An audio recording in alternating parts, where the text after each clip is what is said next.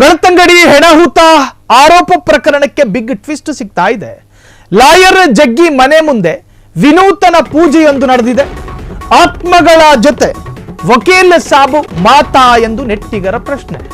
ವಕೀಲ ಸಾಬಿಗೆ ದೆವ್ವ ಹಿಡಿತಾ ಅಂತ ಹೇಳಿ ಒಂದಷ್ಟು ಜನ ಪರವಿರೋಧ ಚರ್ಚೆಗಳು ಶುರು ಮಾಡಿದ್ದಾರೆ. ಆತ್ಮಗಳ ಜೊತೆ ವಕೀಲ್ ಸಾಬ್ ಮಾತಾ ಎಂದು ನೆಟ್ಟಿಗರ ಆಕ್ರೋಶ, ನೆಟ್ಟಿಗರ ಪ್ರಶ್ನೆ. ಅನೇಕ ಪ್ರಕರಣಗಳಲ್ಲಿ ಮೃತಪಟ್ಟವರ ಆತ್ಮದ ಜೊತೆ ಸಂಭಾಷಣೆಯಿಂದ ಜಗ್ಗಿ. ಇಂದು ಪೂಜೆ, ನಾಳೆ ಬೀದಿ ಹೋರಾಟ ಎಂದ ಲಾಯರ್ ಜಗದೀಶ್. ಇವತ್ತು ಪೂಜೆ, ನಾಳೆ ಬೀದಿಗಳು ಹೋರಾಟ ಮಾಡ್ತೀನಿ. ಜೀವ ಬಿಟ್ಟೆನು, ಹೆಣಹೂತ ಪ್ರಕರಣದ ಹೋರಾಟ ಕೈ ಬಿಡೆನು ಎಂದ ಜಗ್ಗಿ. ಹೆಣ್ಣಿನ ಮೇಲೆ ಇದೆಂತಹ ಕ್ರೌರ್ಯ, ಭಾರತದ ಇತಿಹಾಸದಲ್ಲಿ ಇಷ್ಟೆಲ್ಲ ಸಾಕ್ಷಿಗಳು ಮುಂದೆ ಬಂದರೂ ತನಿಖೆ ಯಾಕಿಲ್ಲ? ಯಾರನ್ನ ಉಳಿಸಲು, ಯಾರನ್ನ ಅಳಿಸಲು ಎಂದು ಜಗ್ಗಿ ಪ್ರಶ್ನೆ. ಬೆಳ್ತಂಗಡಿ ಹೆಣಹೂತ ಆರೋಪ ಪ್ರಕರಣಕ್ಕೆ ಬಿಗ್ ಟ್ವಿಸ್ಟ್ ಸಿಕ್ಕಿದೆ. ಲಾಯರ್ ಜಗದೀಶು ಬಿಗ್ ಬಾಸ್ ಖ್ಯಾತಿಯ ಒಬ್ಬ ಸ್ಪರ್ಧಿಯಾಗಿದ್ದವರು. ಬಿಗ್ ಬಾಸ್ ನಲ್ಲಿ ಹೆಸರು ಮಾಡಿಕೊಂಡು ಅನೇಕ ಜನಪರ ಹೋರಾಟದಲ್ಲಿ, ಚರ್ಚೆಗೆ ಮತ್ತು ಸಾಮಾಜಿಕ ಹೋರಾಟದಲ್ಲಿ ಕಾಣಿಸಿಕೊಳ್ಳುವಂತಹ ಒಬ್ಬ ವ್ಯಕ್ತಿ, ಲಾಯರ್. ಸೊ ಅವರು ನಿನ್ನೆ ಅವ್ರ ಮನೆಯಲ್ಲೂ ಒಂದು ವಿನೂತನವಾದಂಥ ಪೂಜೆ ನಡೆಯುತ್ತೆ. ನಾವೇನೋ ಗಂಭೀರವಾದಂಥ ಯಾವುದೋ ಒಂದು ಪ್ರಾರ್ಥನೆ ನಡೀತಾ ಇರಬಹುದು ಅಂತ ಅಂದುಕೊಳ್ಳುವಷ್ಟರಲ್ಲಿ ಆ ಪೂಜೆಯ ವಿಡಿಯೋ ಒಂದು ವೈರಲ್ ಆಯಿತು.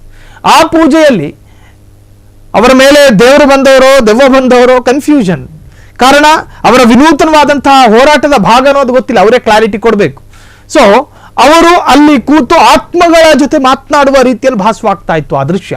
ಅವರು ಯಾವ ಆತ್ಮದ ಜೊತೆ ಮಾತಾಡಿದ್ರು, ಯಾವ ಪ್ರಕರಣದ ಬಗ್ಗೆ ಅವರು ಮಾತನಾಡಿದ್ರು, ಅವರ ಒಂದೊಂದು ಸಾಲುಗಳು ಹೆಣ್ಣಿನ ಮೇಲೆ ಇದೆಂತಹ ಕ್ರೌರ್ಯ ಅನ್ನೋ ತರ ಇತ್ತು. ಇದು ಭಾರತದ ಇತಿಹಾಸದಲ್ಲಿ ಪ್ರಪ್ರಥಮವಾದ ಹೆಣ್ಣಿನ ಮೇಲಿರ್ತಕ್ಕಂತಹ ಕ್ರೌರ್ಯ ಅನ್ನೋ ತರಹದೆಲ್ಲ ಅವ್ರು ಮಾತನಾಡ್ತಾ ಇದ್ರು. ಇದು ಯಾರನ್ನ ಉಳಿಸೋದಕ್ಕೆ ಮತ್ತು ಯಾರನ್ನ ಅಳಿಸೋದಕ್ಕೆ ಎಂದು ಜಗ್ಗಿಯ ಪ್ರಶ್ನೆಗಳು ಕೂಡ ಅಲ್ಲಿ ವ್ಯಕ್ತವಾಯಿತು.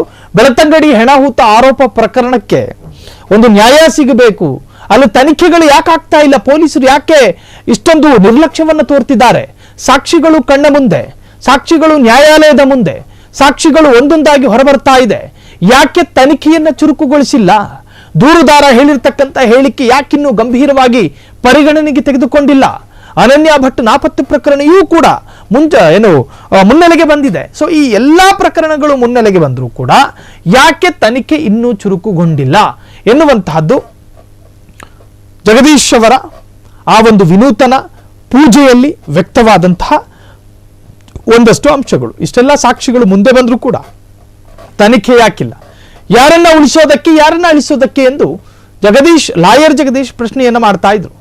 ಬೆಳ್ತಂಗಡಿ ಹೆಣಹೂತ ಆರೋಪಕ್ಕೆ ಸಂಬಂಧಪಟ್ಟ ಹಾಗೆ ಇದೊಂದು ತರಹದ ಬಿಗ್ ಟ್ವಿಸ್ಟ್. ಲಾಯರ್ ಜಗ್ಗಿ ಮನೆ ಮುಂದೆ ವಿನೂತನ ಪೂಜೆ ಒಂದು ನಡೆದಿದೆ. ಅದಕ್ಕೆ ಸಂಬಂಧಪಟ್ಟ ಹಾಗೆ ವಿಜುವಲ್ಸ್ ಕೂಡ ಈಗ ಸೋಷಿಯಲ್ ಮೀಡಿಯಾದಲ್ಲಿ ಬಹಳಷ್ಟು ಸಂಚಲನವನ್ನು ಮೂಡಿಸ್ತಾ ಇದೆ.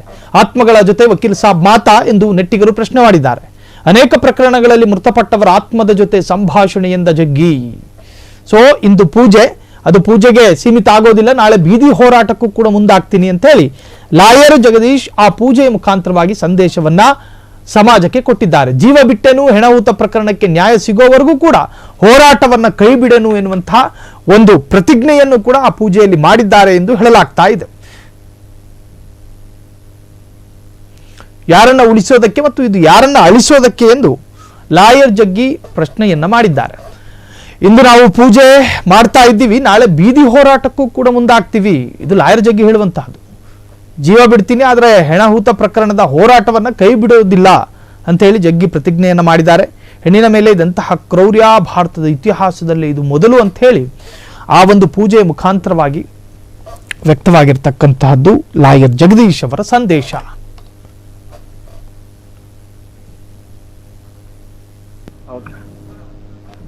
ಸೊ ಈ ಬಗ್ಗೆ ಮಾತನಾಡೋದಕ್ಕೆ ಸ್ವತಃ ಲಾಯರ್ ಜಗ್ಗಿ ಅವರು ಈಗ ಫೋನ್ ಸಂಪರ್ಕದಲ್ಲಿದ್ದಾರೆ. ಸರ್ ನಮಸ್ಕಾರ.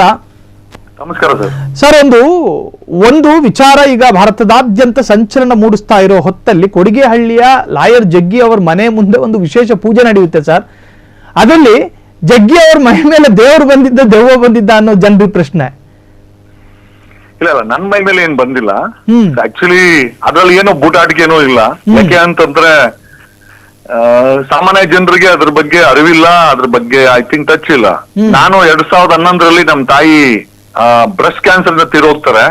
ನಾನು ಹಿಮಾಚಲ ಪ್ರದೇಶದಲ್ಲಿ 1 ವರ್ಷ ಹಿಮಾಲಯದ ಹಿಮಾಚಲ ಪ್ರದೇಶದಲ್ಲಿ 1 ವರ್ಷ ನಾನು ಮಣಿಕಂದ್ ಅನ್ನೋ ಜಾಗದಲ್ಲಿ ಮನೆ ಮಾಡಿಕೊಂಡು ನಾನು ಈ ಮಾನಸಿಕ ಒತ್ತಡದಿಂದ ಹೊರಗಡೆ ಬರೋ ಅಲ್ಲಿ ನಾನು ಧ್ಯಾನ ಮಾಡ್ಕೊಂಡಿದ್ದು ನಿಜ, ಇಲ್ಲಿ ನಾನು ಹಿಮಾಲಯದಲ್ಲಿ. ಸೊ ಹಾಗಾಗಿ ಅದರಲ್ಲಿ ಏನು ಬೂಟಾಟಿಕೆ ಆ ತರ ಏನಿಲ್ಲ.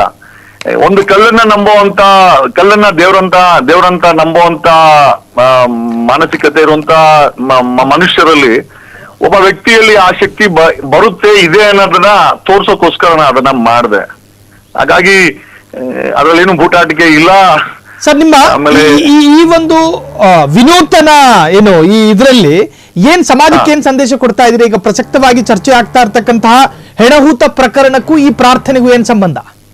ಖಂಡಿತವಾಗಿ ಸರ್, ಈಗ ನಮ್ಮ ಹತ್ರ ಒಂದ್ ದೇವಸ್ಥಾನ ಇದೆ, ಉಂಡಿ ಇದೆ, ನಮ್ಮ ಹತ್ರ ಜನ ಇದೆ, ಪ್ರಭಾವಿಗಳು ನಾವ್ ಏನ್ ಬೇಕಾದ್ರೆ ಅತ್ಯಾಚಾರ ಮಾಡ್ತೀವಿ ಅನ್ನೋ ಒಂದು ಸಮಯದಲ್ಲಿ ಸಾಮಾನ್ಯ ಜನ ಸಹ ಹೋರಾಟ ಮಾಡ್ಬೋದು. ಅವರಲ್ಲೂ ಕೂಡ ದೈವಶಕ್ತಿ ಇರ್ತದೆ ಅನ್ನೋ ತೋರ್ಸೋದಕ್ಕೋಸ್ಕರ ಬಿಟ್ರೆ ನಾನೇನ್ ಇದರಿಂದ ವಾಮಾಚಾರ ಮಾಡಿ ಹಣ ಮಾಡ್ಬೇಕಾಗಿಲ್ಲ ಅಥವಾ ಜನರ ದಿಕ್ಕು ತಪ್ಪಿಸ್ಬೇಕಾಗಿಲ್ಲ.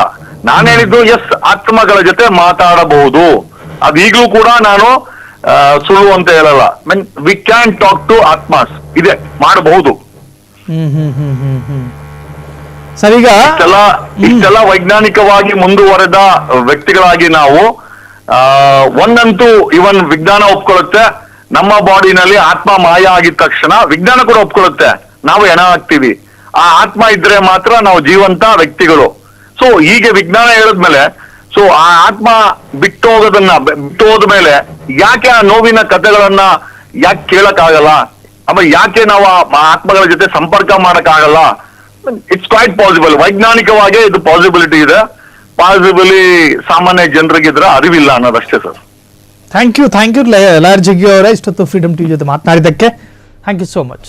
ಸೊ ಯಾಕೆ ವಿಜ್ಞಾನವೂ ಕೂಡ ಅದಕ್ಕೆ ಏನು ಅನುಕೂಲವಾಗಿದ್ರೆ ಆ ತರಹದ್ದೊಂದು ಪ್ರಯೋಗ ನಡೆದು ಬಿಡ್ಲಿ ಅನ್ನುವಂತಹದ್ದು ಲಾಯರ್ ಜಗ್ಗಿ ಅವರ ಅಭಿಪ್ರಾಯ ಆಗಿತ್ತು. ಬಂದಿದ್ದಾರೆ, ನಾನು ನನ್ನ ಹೆಸರು ಮಾತ್ರ ಯಾವುದೇ ಕಾರಣಕ್ಕೂ ಹೇಳಲ್ಲ. ನಿನ್ ಜೊತೆ ಅತ್ಯಾಚಾರ ಆಯ್ತಾ? ನಿನ್ ಜೊತೆ ಕಿಡ್ನಾಪ್ ಆಯ್ತಾ? ಆಯ್ತು. ನಿನ್ನ ಅವ್ರ ಆಳುಗಳು ಕೊಂದು ಸಾಯಿಸಿದ್ರ? ಸಾಯಿಸಿದ್ರು. ನಿನ್ನ ಇನ್ನೊಬ್ಬ ಮುಚ್ಚಾಕದ್ನ?